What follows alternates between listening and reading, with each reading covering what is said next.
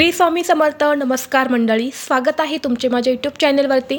आजचा दिवस तुम्हाला खूप छान सुखाचा आनंदाचा जाऊ हीच मी स्वामींच्या चरणी प्रार्थना करते आणि आज या नवीन व्हिडिओला सुरुवात करते. मंगळवार दिनांक 3 मार्च 2026 रोजी ग्रस्तोदित खग्रास चंद्रग्रहण आलेलं आहे. फाल्गुन शुद्ध पौर्णिमेच्या दिवशी म्हणजेच हुताशनी पौर्णिमेच्या दिवशी हे चंद्रग्रहण जे आहे तर ते आलेले आहेत. 2 मार्च रोजी सायंकाळी होळीचा सण साजरा करून 3 मार्चला धुलिवंदन आहे. तर या धुलिवंदनच्या दिवशी हे खग्रास चंद्रग्रहण आलेले आहेत आणि हे ग्रहण आपल्या भारतामध्ये दिसणार आहे. त्यामुळे आपल्याला हे ग्रहण पाळायचं आहे. तर आज या व्हिडिओमध्ये मी तुम्हाला या खग्रास चंद्रग्रहणाविषयी संपूर्ण माहिती सांगणार आहेत. त्यामध्ये गर्भवती स्त्रियांसाठी हे ग्रहण खूप महत्त्वाचं असणार आहे. मग गर्भवती स्त्रियांनी कोणती काळजी घ्यावी, लहान मुले, आजारी व्यक्ती, वृद्ध, म्हातारी व्यक्ती यांनी कोणते नियम पाळायचे आहेत, ग्रहण आपल्याला कधीपासून पाळायचं आहे, तसेच वेद आपल्याला कधीपासून पाळायचे आहेत, ग्रहण काळामध्ये काय करावे आणि काय करू नये, ग्रहण कोणत्या वेळेत दिसणार आहेत याबद्दलची संपूर्ण माहिती या व्हिडिओमध्ये मी तुमच्यासोबत शेअर करणार आहेत. त्यामुळे तुम्ही हा व्हिडिओ स्किप न करता शेवटपर्यंत नक्की पहा.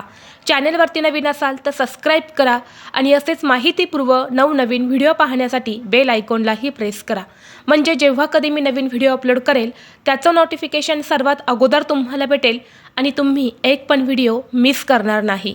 तसेच हाईप बटनला देखील क्लिक करा आणि हा व्हिडिओ आपल्या मित्रपरिवारासोबत जास्तीत जास्त शेअर करा. तर पहा, मंगळवारी 3 मार्च 2026ला हे खग्रास चंद्रग्रहण संपूर्ण भारतामध्ये सगळीकडे दिसणार आहे. त्याबरोबरच हे ग्रहण भारताव्यतिरिक्त संपूर्ण अरुणाचल प्रदेश, आसाम, नागालँड, मणिपूर, मिझोराम या राज्यातसुद्धा स्पष्टपणे हे चंद्रग्रहण दिसणार आहे. तसेच कोलकाता, गुवाहाटी, इटानगर, आयझोल या शहरातसुद्धा या ग्रहणाचा प्रभाव खूप जास्त प्रमाणामध्ये जाणवणार आहे. आता सर्वात महत्त्वाची गोष्ट म्हणजे चंद्रग्रहण म्हणजे नक्की काय. तर पहा, चंद्र, सूर्य, पृथ्वी यांची जी खगोलीय स्थिती असते त्यामध्ये थोडासा बदल होतो. त्यामुळे पृथ्वीवरच जे वातावरण असतं तर ते थोडंसं दूषित म्हणजेच नकारात्मक होत असतं. त्यामध्ये थोडासा बदल होत असतो. त्यामुळे विषाणूंचा संसर्ग जो आहे तर तो वाढत असतो आणि हा संसर्ग आपल्यालासुद्धा होऊ शकतो आणि म्हणून आपल्याला या ग्रहणादरम्यान काही काळजी ही घ्यावी लागते. आणि त्यामुळेच या ग्रहण काळामध्ये ज्योतिषशास्त्रानुसार जेवणसुद्धा निषिद्ध सांगितलं आहे. म्हणजेच जेवण करणंसुद्धा टाळलं जातं. कारण या ग्रहणाच्या काळामध्ये विषाणूंचा संसर्ग जो असतो तर तो खूप जास्त प्रमाणामध्ये वाढलेला असतो आणि ते अन्नाद्वारे आपल्या पोटामध्ये सुद्धा जाऊ शकतात आणि ते पोटामध्ये जाऊ नये त्यामुळे शक्यतो ग्रहणादरम्यान जेवण करणं टाळलं जातं. आता हे ग्रस्तोदित चंद्रग्रहण आपल्या भारतामध्ये दिसणार आहे. त्यामुळे वेदाचे नियम हे आपल्याला सर्वांनाच पाळायचे आहेत. नियम अगदी साधे सोपे आहेत. त्यामुळे जास्त घाबरून तुम्हाला जायचं नाही. आता पहा, बऱ्याच लोकांचा या गोष्टीवरती विश्वास नसतो. जर तुमचाही या गोष्टींवरती विश्वास नसेल तर तुम्ही हे नियम नाही पाळले तरीही चालेल. परंतु तुमचा या गोष्टींवरती विश्वास असेल तर तुम्हाला मी जे काही नियम सांगणार आहे तर ते तुम्हाला पाळायचेच आहे. 3 मार्च हुताशनी पौर्णिमेच्या दिवशी ही खगोलीय घटना घडत असल्याने धार्मिक आणि ज्योतिषीय दृष्टिकोनातून या दिवसाला विशेष महत्त्व प्राप्त झाले आहे. चंद्र पूर्णपणे पृथ्वीच्या सावलीत गेल्यावर त्याचा काही भाग ब्लड मूनचा लालसर दृश्य दिसते. तर ग्रीक पंचांगानुसार 3 मार्च 2026 रोजी दुपारी 3:20 हे चंद्रग्रहण सुरू होईल आणि संध्याकाळी 6:47 संपणार आहे. म्हणजेच ग्रहणाचा जो एकूण कालावधी आहे तर तो 3 तास 45 मिनिटे एवढा असणार आहे, ज्याला ग्रहणाचा पुण्यकाळ म्हणतात. आता ग्रहण स्पर्श ते ग्रहण मोक्ष आता आपल्याला सर्वसामान्य व्यक्तीला वेदाचे नियम सकाळी 11 वाजल्यापासून ते ग्रहण मोक्षापर्यंत म्हणजेच ग्रहण संपेपर्यंत पाळायचं आहे. आता काय नियम पाळायचे आहेत तर पहा, वेद काळामध्ये शक्यतो जेवण करू नये. दुपारचे जेवण आपल्याला सकाळी 11 वाजेपर्यंतच करून घ्यायचे आहेत. वेद काळामध्ये तुम्ही पाणी पिले तरीही चालेल. मलमूत्र विसर्जन म्हणजे ज्या नैसर्गिक क्रिया आहेत त्या आपण करू शकतो. फक्त ग्रहण सुरू होण्या अगोदर जे पाणी तुम्ही पिणार आहे त्या पाण्यामध्ये तुम्हाला तुळशीपत्र हे टाकून ठेवायचं आहे. तसेच वेद काळामध्ये तुम्ही झोपले तरीही चालेल. आपण जी काही रोजची कामे करत असतो तर ती सुद्धा तुम्ही करू शकता. जप करू शकता, देवपूजा करू शकता, स्नान करू शकता किंवा जी काही तुमची ऑफिसची कामं आहेत तर ती सुद्धा तुम्ही करू शकता. या दिवशी चुकूनही मांसाहार करू नका. ब्रह्मचर्याचे पालन करावे. पण ग्रहणाचा जो पुण्यकाळ आहे म्हणजे दुपारी 2:50 ते सायंकाळी 6:47 हा जो कालावधी असणार आहे ज्याला पुण्यकाळ म्हणतात, तर हा ग्रहणाचा मुख्य काळ असतो.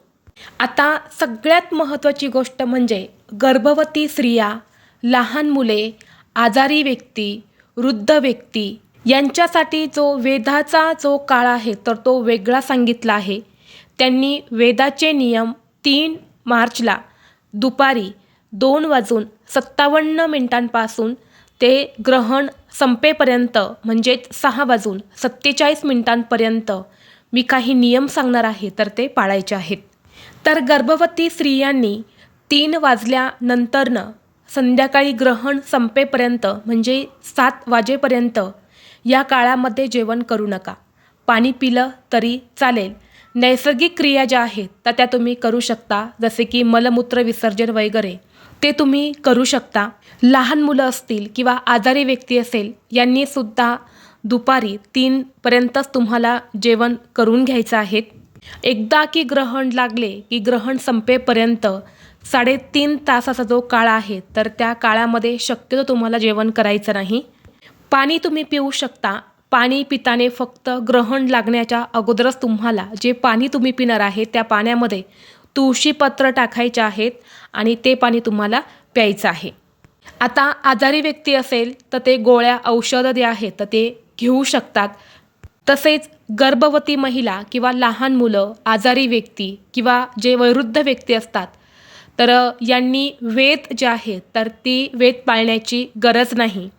तुम्हाला फक्त दुपारी 3 वाजल्यापासून ते संध्याकाळी 7 वाजेपर्यंतच जो ग्रहणाचा मुख्य काळ आहे तर तो तुम्हाला पाळायचा आहे.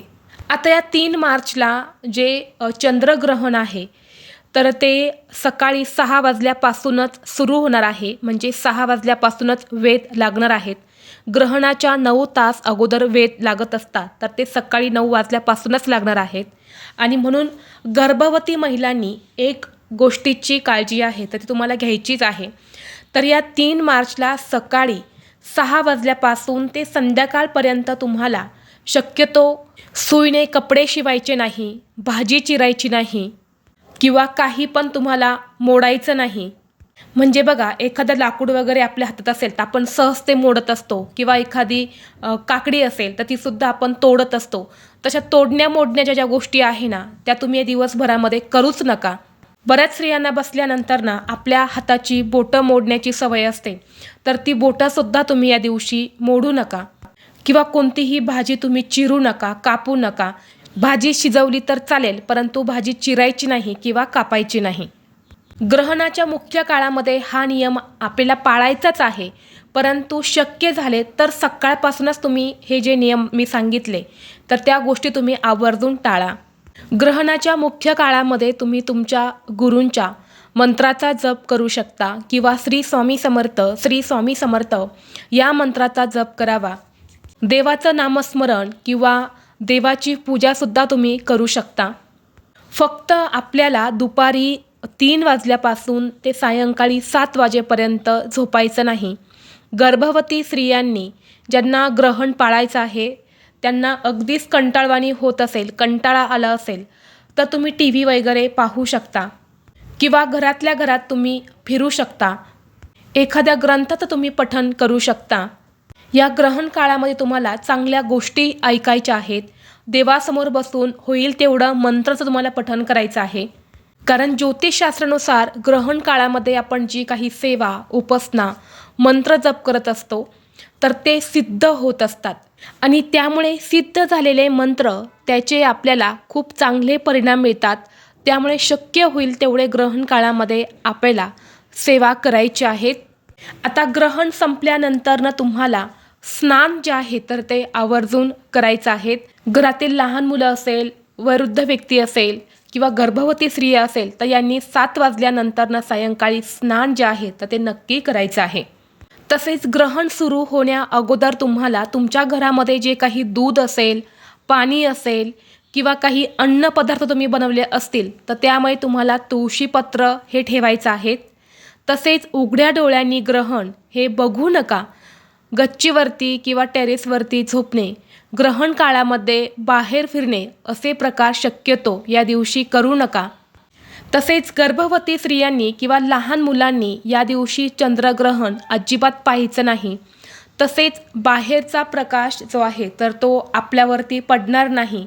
त्यामुळे घराचे दरवाजे, खिडक्या ज्या आहेत तर त्यासुद्धा तुम्हाला बंद करून घ्यायच्या आहेत. तसेच या चंद्रग्रहणाचा कोणत्या राशींवर शुभ परिणाम होणार आहे तर वृषभ रास, सिंह रास, धनु रास या राशींसाठी हे चंद्रग्रहण फलदायी असणार आहे. तर ही अत्यंत महत्त्वाची माहिती मला तुमच्यापर्यंत शेअर करायची होती. व्हिडिओ तुम्हाला आवडला तर लाईक करा, चॅनलवरती नवीन असाल तर सबस्क्राईब करा आणि असेच माहितीपूर्व नवनवीन व्हिडिओ पाहण्यासाठी बेल आयकॉनलाही प्रेस करा. आणि हा व्हिडिओ आपल्या मित्रपरिवारासोबत जास्तीत जास्त शेअर करा. चला तर मग भेटू असंच पुढल्या एका नवीन व्हिडिओमध्ये. तोपर्यंत सर्वांना श्री स्वामी समर्थ.